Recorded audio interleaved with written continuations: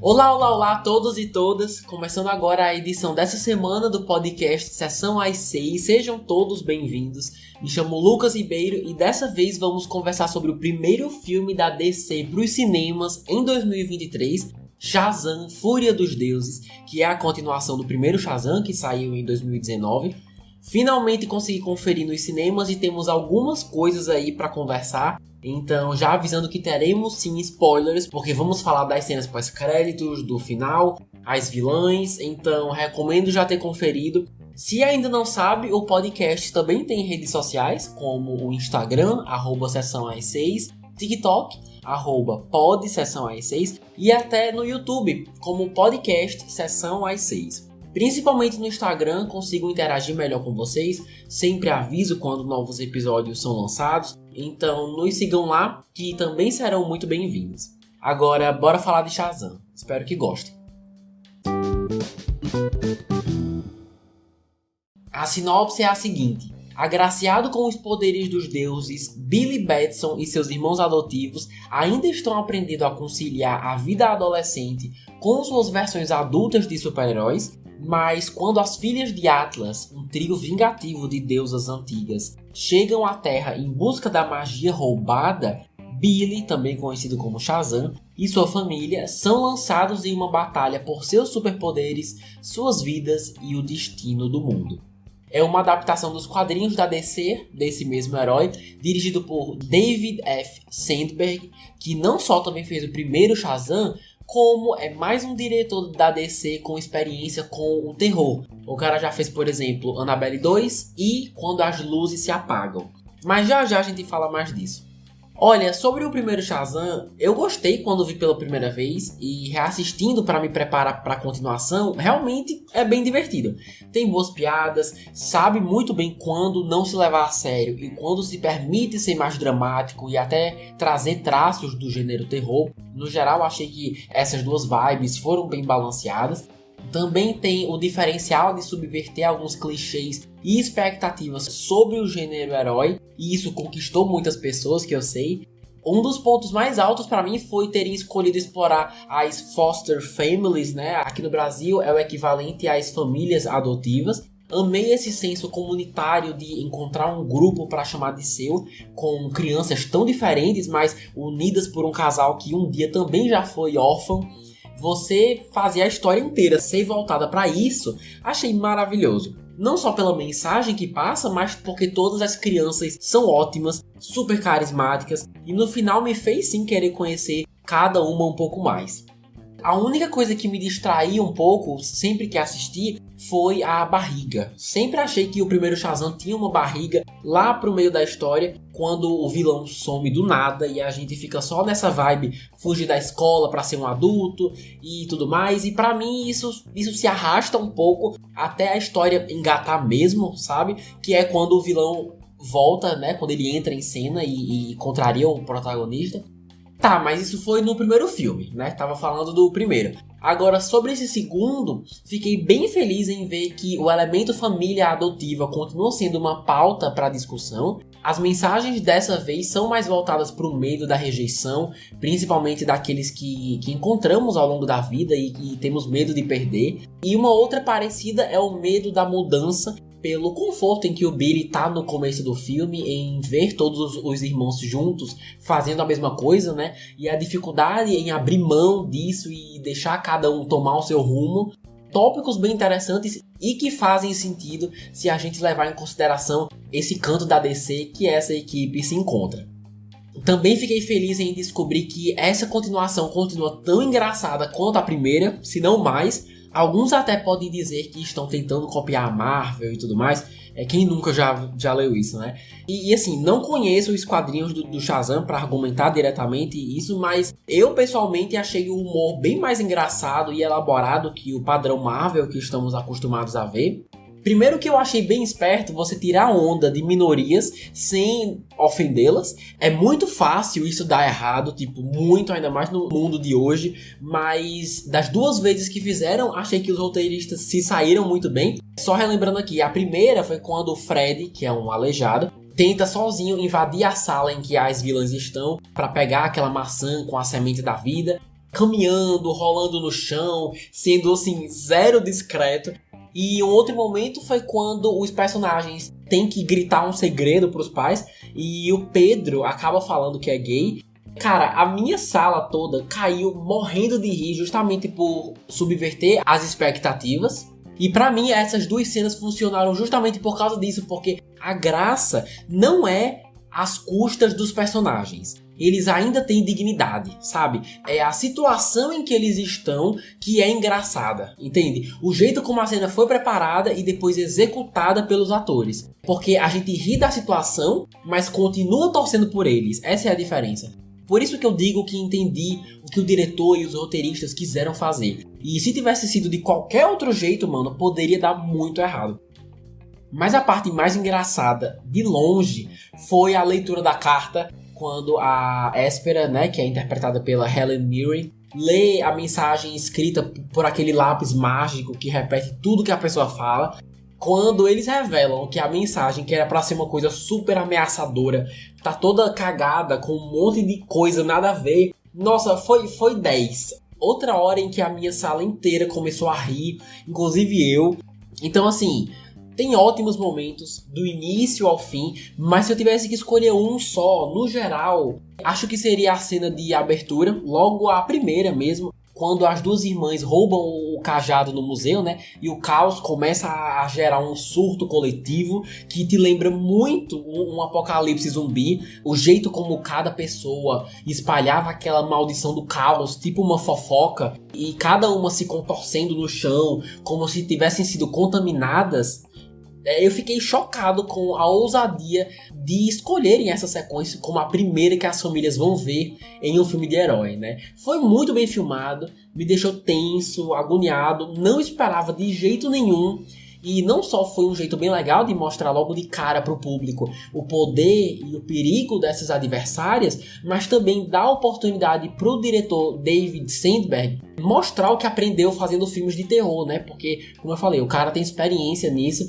E assim, achei o máximo. Realmente me fez começar o filme super preparado para o que eles tinham aí pela frente. Então, diria que a cena foi essa mesmo. Por mim, poderia ter até mais dessa associação delas, dos seus poderes, com o macabro. Não me importaria de ter visto ainda mais, mas pelo que teve, me agradou bastante. Porém, contudo, entretanto, todavia, apesar de tudo isso ser verdade, e ser a minha opinião, o filme perde algumas ótimas oportunidades de ser mais único e às vezes até fazer algumas escolhas que poderiam ter sido mais inteligentes. E é sobre isso que vamos falar agora. Primeiro de tudo, e mais importante, como é que você consegue trazer a Gal Gadot para estar no seu filme como Mulher Maravilha e não dar uma cena de ação para ela, mano? Assim, eu não conseguia acreditar nisso. Um dos seus maiores objetivos na vida da personagem é proteger a humanidade do mal, e quando 3 loucas, também da mitologia grega, invadem a Terra e instauram o caos com monstros mitológicos, nem a sombra dela, né? Nem nada, absolutamente nada. Agora, quando precisam de uma deusa lá pro final do filme pra enfiar um cajado no chão, ela aparece, né? Assim, nunca vi isso. Ah, Lucas, mas se ela aparecesse mais, ia roubar o destaque. Olha, provavelmente iria sim, mas esse filme precisava tanto de uma assistência, tanto. Já a gente fala da bilheteria e vocês vão entender por que o filme se beneficiaria bastante com uma participação estendida da Mulher Maravilha. E eu sei que já temos muitos personagens aqui, mas repetindo, se você consegue trazer uma heroína desse calibre, conhecida mundialmente, para dar uma assistência na história, escolher aparecer só para um diálogo rápido ao invés de surpreender os fãs com uma baita cena de ação dos dois lutando juntos, é uma super oportunidade perdida, sabe? O que é uma pena. Eu amo a Gal Gadot como Mulher Maravilha e fico feliz que a vimos aqui, mas é uma tristeza saber que provavelmente essa foi sua última aparição, que durou 2 minutos e ainda não pôde nem lutar quando teve a oportunidade, sabe? É uma pena.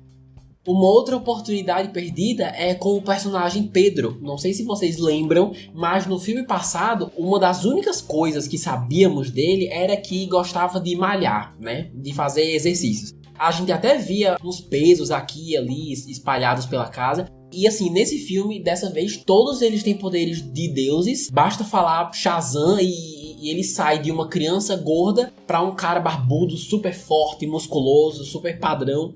E eles tinham tudo pra fazer essa associação, sabe? E se Pedro passasse a se transformar cada vez mais e mais num super-herói por preferir esse corpo e se esquecer de quem é, eu acho que esse arco ia ser, assim, fantástico. Porque basta falar uma palavra e ele não precisa mais se exercitar pelo corpo perfeito, né? Entre aspas, porque ele já teria. Então, seria uma oportunidade incrível de abordar a ideia de body positive, né? De trazer, de enaltecer a mensagem que é saudável você gostar e amar como você é, do jeito que está. E se você não sente isso, que tente correr atrás de um estilo de vida mais apropriado para você, que futuramente te leve a isso. Então acabou sendo uma outra oportunidade perdida. Crianças, principalmente, poderiam aprender isso assistindo, o que eu acho uma super mensagem. E o filme ganharia 1000 pontos comigo. Sério, ia ser incrivelmente sofisticado. Eles tinham a faca e o queijo na mão por já terem plantado essa semente no primeiro filme, mas infelizmente não chegaram a colocar em prática. Mas de qualquer jeito, gostei do que fizeram. Como falei agora, todo o arco dele já mostrando que se sente atraído por homens e depois verbalizando e ganhando o carinho e afeto da família, mesmo que fosse uma cena curta, foi super fofa também. Então também foi uma ótima escolha. A terceira e última oportunidade perdida é quando a família conta a história das filhas de Atlas, né, que começa a introduzir verbalmente para o público, para eles começarem a se familiarizar. Assim, eu não sei se fui eu que me distraí ou se tinha gente falando atrás de mim, mas achei um pouco confusa a explicação do passado delas, quando todos os personagens estavam naquela grande biblioteca e tudo mais. Todos eles falando que tinha um cajado mágico antigo que dava e tirava poderes, mas aí um grupo de magos encontrou e fez não sei o que. O jeito como foi posto em prática me deixou só um pouco confuso. Lucas, mas eu entendi. Eu acredito, mas como a maior parte do público são os mais novos, facilmente esse problema seria resolvido se, ao invés de só escutar todo mundo falar, se tivesse só uma animaçãozinha, talvez com um estilo mais antigo, com umas imagens passando e a voz deles narrando no fundo. Como eles estavam falando muita coisa do passado que o público não chega a ver, ter mostrado umas imagens, ter feito uma historiazinha, ia deixar as coisas bem mais dinâmicas e acessíveis, né? Assim, pretendo assistir uma segunda vez, então nem sei se chamaria isso de problema ou defeito, mas ia ser uma alternativa, né, como eu falei, mais acessível de engajar as pessoas numa parte tão importante da história. Agora, seguindo pro elenco, tem muita gente nesse filme, todos bem profissionais, né, precisam vender umas ideias loucas, super místicas e coloridas e conseguem fazer tudo isso, que é ótimo. Mas mesmo o Zachary Levi e o Asher Angel sendo os protagonistas, o meu destaque aqui da vez vai para quem? Pro Fred, interpretado pelo Jack Dylan Grazer, a versão humana do Fred, né? Muitos de vocês o conhecem pelos filmes do It, A Coisa, pelo filme da Pixar, Luca, talvez, se tiverem assistido no áudio original, não sei. Mas ele tá por aí, já fez alguns trabalhos e gostei bastante que continuaram dando um certo destaque pra ele, aqui talvez até mais, porque seu personagem é sequestrado, torturado pelas filhas de Atlas, tem uma sequência de fuga com um mago, tem um interesse amoroso e assim, assistir tudo isso só me relembrou que o cara é super talentoso. Merecia estar até em mais filmes, queria vê-lo com mais frequência, mas destaco em especial a cena em que foi torturado para dizer o nome dos seus irmãos. E sua atuação entregou absolutamente tudo. Na verdade, foi o casamento perfeito da atuação com os efeitos especiais que me fez acreditar em cada momento. E no fim das contas, não sei se vocês lembram, mas ele não falou nada, né? Eu gosto dessa coisa dele falar por aí que tem uma mente forte, que nenhum truque mental funciona nele, e isso desde o primeiro filme. E quando sua mente é testada 2 vezes aqui, nas 2 a gente vê uma certa resistência, mostrando que realmente ele é um menino de coração grande e uma mente forte. Não sei exatamente o que isso significa, eles não chegaram a explicar direito, mas nem faço questão, na verdade, porque a minha satisfação aqui vem mais do fato deles não terem feito uma piada em cima disso, sabe? Se no fim das contas ele tivesse uma mente super fraca e influenciável, poderia até render uma piada engraçada super rápida, super descartável e momentânea, mas ia ser às custas da dignidade do personagem. Por isso eu adorei que eles não fizeram isso e a gente ainda conseguiu ver na prática, né? Quando ele é colocado em situações de perigo, como que sua mente reage. Foram cenas muito pequenas, mas que me agradaram bastante. Mas sério, adorei todos os irmãos. Billy, Fred, Mary, Pedro, Darla e Eugene. Mesmo uns nem tendo muito o que fazer, me conquistou muito essa vibe família adotiva e ver cada um contribuindo de algum jeito pro grupo, tendo suas diferenças, mas sabendo que essa é a família que a vida deu a eles. Ver a narrativa encontrando jeitos de dar a cada um alguma coisa pra fazer foi bem legal. Então fica aí essa menção honrosa pra essa irmandade maravilhosa. Seguindo aqui com as cenas pós-créditos, temos duas, mas eu só vi a primeira. A essa altura eu já devia ter aprendido, né? Que vergonha. Mas bora lá.